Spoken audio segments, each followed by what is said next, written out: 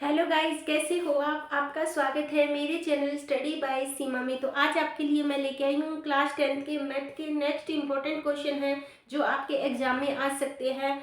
जो आपके बोर्ड के एग्जाम 2025 अभी मार्च में एग्जाम होने वाला है मैथ का, उसमें जो इंपॉर्टेंट क्वेश्चन आने वाले हैं तो उनके लिए मैं आपके लिए 5 या 6 इंपॉर्टेंट क्वेश्चन है उसकी नेक्स्ट वीडियो लेके आई हूँ। इसलिए इस वीडियो को ज़्यादा से ज़्यादा अपने दोस्तों में शेयर करना और अगर वीडियो अच्छी लगी तो लाइक करना और साथ में कमेंट करके जरूर बताना कि आपको वीडियो कैसी लगी है। तो लेट्स स्टार्ट करते हैं ना। जैसे फर्स्ट क्वेश्चन यहाँ पे क्या लिखा हुआ है कि 4x माइनस 4x प्लस 1 का मूल होगा। मूल का मतलब होता है अपने को उसके शून्य ज्ञात करनी है। जैसे जो इक्वेशन है वो जितनी घाती जैसे मान लो ये इक्वेशन अपनी 4x किसके माइनस 4x प्लस 1 के मूल ज्ञात करें। इसका मतलब ये कौन सी है, ये द्विघात समीकरण है, यानी दो चर वाली एक चर वाली रेखिक समीकरण है, लेकिन रेखिक नहीं है, सॉरी, द्विघात समीकरण है। तो द्विघात समीकरण के अपने जितनी घाती समीकरण होते हैं उतने ही उसके शून्य होते हैं। तो अपने को ज्ञात करने हैं उसके शून्य क्या होंगे। तो ये इक्वेशन है, अपने शून्य कैसे ज्ञात करने हैं इसके लिए मैंने स्पेशल आपके लिए वीडियो बनाई हुई है। आपको अगर यहाँ पे नहीं समझ आ रहा तो वो स्पेशल आपके लिए गुणनखंड की भी वीडियो आप वॉच कर सकते हो। तो वैसे मैं यहाँ पे भी इस क्वेश्चन को अच्छी तरह आपको एक्सप्लेन करूंगी। क्या है 4x की स्केयर माइनस 4x प्लस है, इसके अपने को फैक्टर्स ज्ञात करने, इसका मतलब इसके गुणनखंड ज्ञात करने हैं। तो कैसे करेंगे, देखो सबसे पहले इन बाह्य पदों का गुणा करते हैं। कितना आएगा, 4x की स्केयर आया, यानी 4x को मैंने 1 से गुना किया तो प्लस की 4x स्केयर आया। ठीक है बच्चों, इतना ध्यान होगा। अब देखो 4 किस किस के गुणनखंड होते हैं। देखो 4 को जब मैं 1 से गुना करती हूँ तो आता है, 1 को 4 से करते हैं तो आता है, और 2 को 2 से करते हैं तो 4 आता है। कितनी कंडीशन बनी है, 3 कंडीशन बनी है। लेकिन इन तीनों में से मैं कौन सी कंडीशन है यहाँ पे रखूं, वो मेरे को डिपेंड करेगा इस पे। कितना है, -4x की स्केयर है, यानी जोड़ने या घटाने पर -4x आना चाहिए। अगर मैं इनको जोड़ूं तो 5 हुआ, घटाऊं तो 3 हुआ, तो ये भी नहीं होगा, ये भी। इन दोनों का अगर मैं जोड़ दूं तो कितना आएगा, 4 आएगा। ठीक है बच्चों, यानी 4x 2x गुना करूंगी तब 4x करेगा, यानी 2x में मैं 2x जोड़ूंगी तब 4x आएगा। तो मैं क्या लिखूंगी, x की स्क्वायर -2x में से -2x मैं जोड़ दूंगी और प्लस का सेम लिखेंगे, यानी -2x और -2x कितने हो गए, -4x हो गए। -2x को जब -2x से गुना करेंगे तो प्लस के 4x आएंगे। ठीक है बच्चों, यहाँ तक समझ आया। अब अपने को बनाने हैं दो दो के, क्योंकि ये द्विघाती समीकरण तो दो दो के जोड़े बनाएंगे। जब अपनी द्विघाती समीकरण होगी तो तीन तीन के जोड़े बनाएंगे। द्विघाती समीकरण है वैसे मोस्टली नहीं पूछी जाती, एक दो क्वेश्चन है आपके 10th के एग्जाम, जो 9th क्लास है उसमें है। 10th के आपके बोर्ड के एग्जाम में द्विघाती वाली इक्वेशन है, कहीं नहीं होगी। इन दोनों में कॉमन आ रहा है 2x, तो क्या बचा, यहाँ पे 2 बचा, ये पूरा बाहर आ गया तो 1 बचा। इसमें कुछ भी कॉमन नहीं आ रहा, इसका मतलब मैं -1 कॉमन ले रही हूँ, तो क्या बचा 2x माइनस का 1। हमेशा ध्यान रखना जब भी अपने फैक्टर्स करेंगे तो इसमें जो ब्रैकेट में जो संख्या है वो सेम आनी चाहिए। ठीक है, ऐसे अपने निशान लेंगे, ऐसे उसके फैक्टर्स करेंगे कि जो अपने ब्रैकेट वाली संख्या है वो समान आनी चाहिए। अगर वो समान है तो इसका मतलब अपने फैक्टर सही है, वरना गलत है। तो इन दोनों में कॉमन में से मैंने क्या ले लिया, 1 ले लिया, इसलिए ये दोनों सेम होते हैं, उनमें से अपने को 1 लेना है। एक क्या है, 2x और -1, यानी क्या है 2x माइनस 1 है, ये इसके क्या है, मूल है।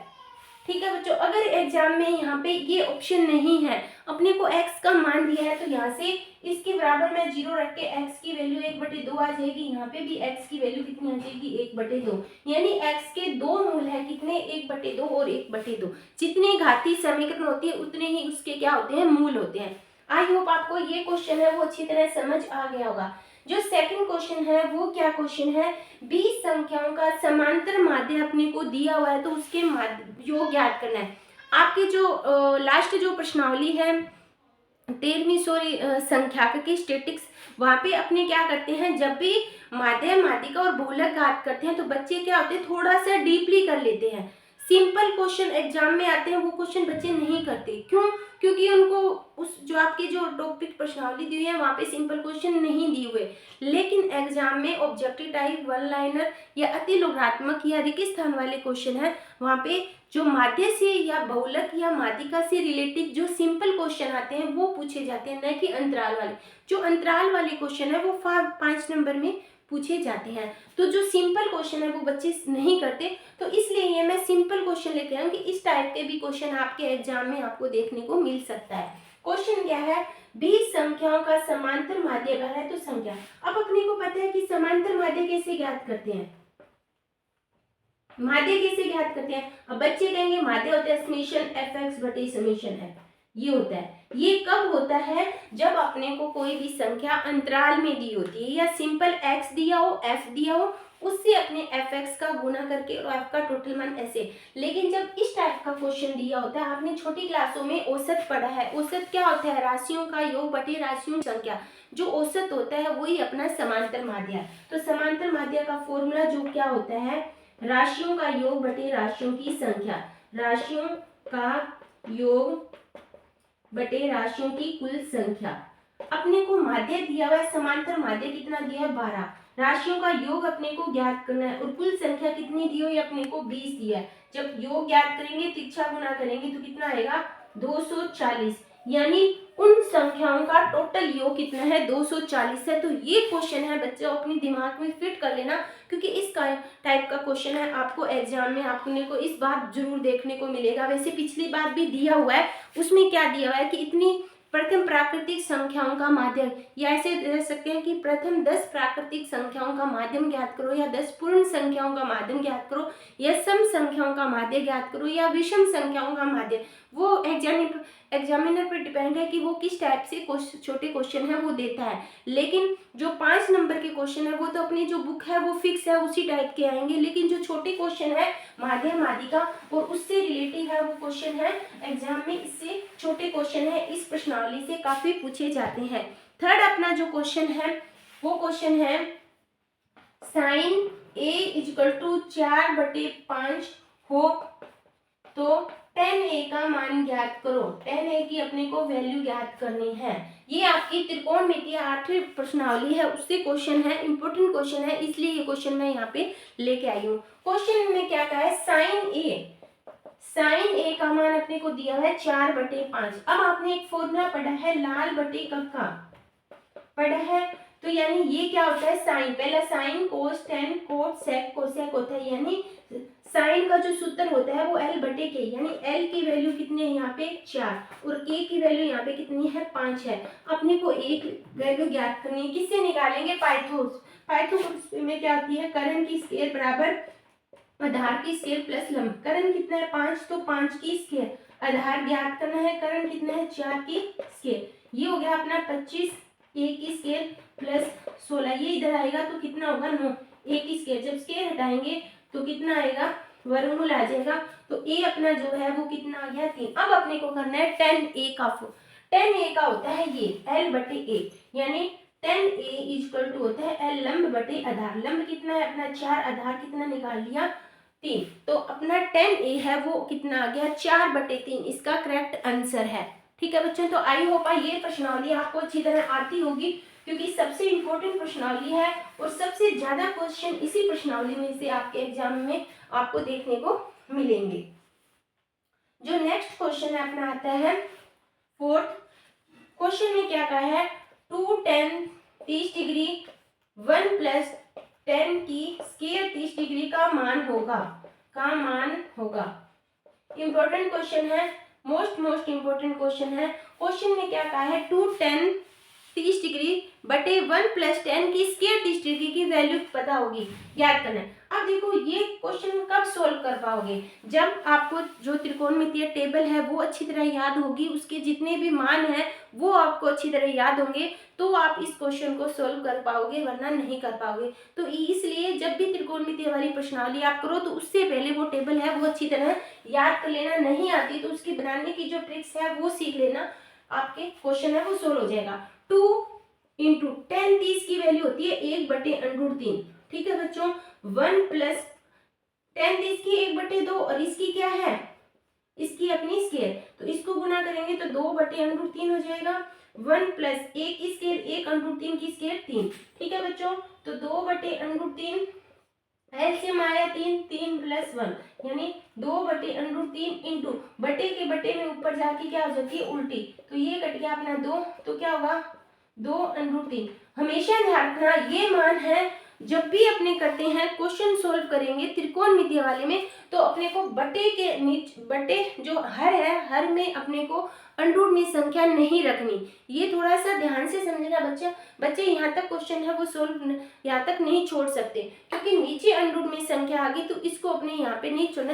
इसलिए जब भी अपने नीचे अंडर में संख्या आती है तो अपने करते हैं हरों का परमीकरण, जो आपने तो आपकी फर्स्ट प्रश्नावली में कर चुके सेकंड प्रश्नावली में आपने 9th क्लास में किया है। हरों का परमीकरण कैसे करते हैं, जो हर होता है उसी संख्या के ऊपर नीचे या 2 लगाने की जरूरत नहीं है, ओनली अंडर वाली संख्या है उसको ऊपर नीचे अपने हल करते हैं। तो ऊपर क्या आया √3, 2 इंटू रूट को रूट से गुना किया कितना आया 3, तो ये आ जाएगा √3/2 इसका करेक्ट आंसर है। ठीक है, तो यानी ऊपर जो रूट में संख्या हो सकती है लेकिन नीचे अपने को कोई भी संख्या है वो रूट्स में नहीं रखनी, क्योंकि जब भी त्रिकोणमितीय वाली प्रश्नावली करेंगे ये चीज थोड़ा सा बच्चों ध्यान रखना। फिफ्थ जो क्वेश्चन है उसमें कहा यदि एपी का सातवां पद उसके 10वें पद से 7 अधिक है, 7 अधिक है तो सारों अंतर ज्ञात करो। मोस्ट इंपोर्टेंट क्वेश्चन है आपकी एपी वाली प्रश्नावली में, समांतर श्रेणी वाली प्रश्नावली में। क्वेश्चन में स्टार्टिंग में क्या कहा है, यदि एपी का मतलब होता है जब भी क्वेश्चन के स्टार्टिंग में अगर दे दिया एपी तो इसका मतलब उसका जो जितना भी सार्वअंतर होगा हर कंडीशन में समान होगा। ठीक है, जब सार्वअंतर समान होता है तब भी वो एपी कहलाती है, समांतर श्रेणी कहलाती है। अब अपने को इस क्वेश्चन को सोल्व करना है। क्वेश्चन में हमेशा ध्यान रखना, अब अपने को ज्ञात क्या करना है, सार्वअंतर यानी डी ज्ञात करना है। अब क्वेश्चन में क्या दिया हुआ है और क्या पूछा है, अपने को ये तो पता लग गया कि इसमें सार्वअंतर ज्ञात करना है, लेकिन क्वेश्चन में दिया क्या है, इसने कहा है 7वां पद उसके 10वें पद से 7 अधिक है। 7 से अधिक हो, से कम हो, तो जो भी समांतर श्रेणी होती है उसका मतलब उसमें दोनों में अंतर होता है, ये चीज ध्यान रखना। यानी इतने पद से ये पद अधिक है या इतने पद से ये पद कम है, तो ये चीज होती है, तो इसका मतलब ये दोनों में क्या होता है, डिफरेंस होता है, अंतर होता है। तो अब देखो 7वां पद 10वें पद से 7 अधिक है, यानी इन दोनों में अंतर कितने का है, 7 का अंतर है। तो 7वां पद कैसे निकालते हैं, a + 6d निकालते हैं, a + 6d निकालते हैं। 7वां पद कैसे होता है, देखो a7 कैसे निकालेंगे, a + n - 1d, a + 7 है यानी यहाँ पे 7 में से गए कितने आगे, 6d आगे, मैंने शॉर्ट में लिख दिए ये।